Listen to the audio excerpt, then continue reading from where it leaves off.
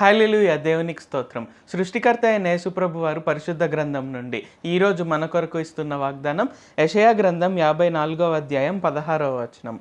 ఆలకించుము, నిప్పులూది తన వృత్తికి తగినట్టుగా పనిముట్టు చేయు కమ్మరిని సృజించువాడను నేనే, నాశనం చేయుటకై పాడు చేయవాని సృజించువాడను నేనే. సో ఈరోజు వాగ్దానం కనుక చూసుకున్నట్లయితే ఏంటి ఇక్కడ నేను ప్రతి ఒక్కరిని సృష్టించాను అని ఇక్కడ యేసుప్రభు వారు మనకు తెలియజేస్తున్నారు. అంటే తన వృత్తికి తగినట్టుగా నిప్పులూది పనిముట్టు చేయు కమ్మరిని సృజించువాడను నేనే, అలాగే నాశనం చేయుటకై పాడు చేయవాని సృజించువాడను నేనే అంటున్నారు. సో ఇక్కడ ఏంటి ఆయనకు మనుషులందరిపైనే కాదు శత్రువుల పైన కూడా అధికారం ఉంది అని తెలియజేస్తున్నారు. అంటే మనల్ని అందరినీ ఇబ్బంది పెడుతున్న అపవాది అయిన సాతాను పైన కూడా యేసుప్రభు వారికి అధికారం ఉంది. సో మనం యోబు జీవితంలో కూడా చూసుకున్నట్లయితే ఏంటి మనకు మొదటి రెండు అధ్యాయాల్లో తెలుస్తుంది అనమాట. ఏంటంటే ఇక్కడ యోబుకు దేవుడైన యెహోవా వారు ఎప్పుడైతే ఆ శ్రమను అలో చేశారో అక్కడ సాతానుకు కండిషన్ కూడా పెడతారనమాట. ఏంటంటే ఇక్కడ మనం చూసుకున్నట్లయితే నీవు అతని శరీరాన్ని ముట్టకూడదు, అతనికి ఏ హాని కలగకూడదు, అతని ప్రాణంనకు నువ్వు ఏమి ఇబ్బంది కలుగ చేయకూడదు అని ఇక్కడ దేవుడైన యెహోవా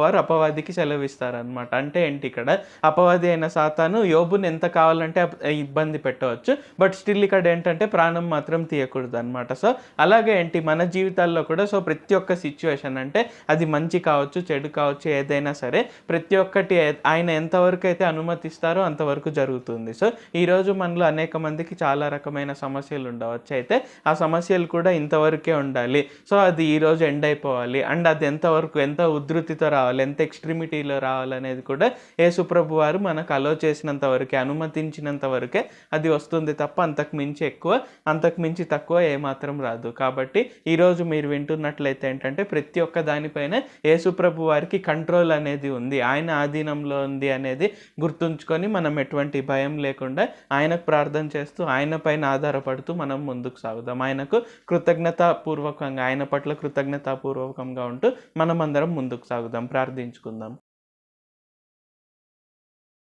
ప్రభువా దేవా సర్వాధికారి మాకు ఇంకొకసారి ప్రార్థించుకునేందుకు అవకాశం ఇచ్చినందుకు వందనాలు తండ్రి. మీరు మా కొరకే చేసిన ప్రతి ఒక్క మేలుని బట్టి మీకు వందనాలు, స్తుతులు, స్తోత్రాలు తండ్రి.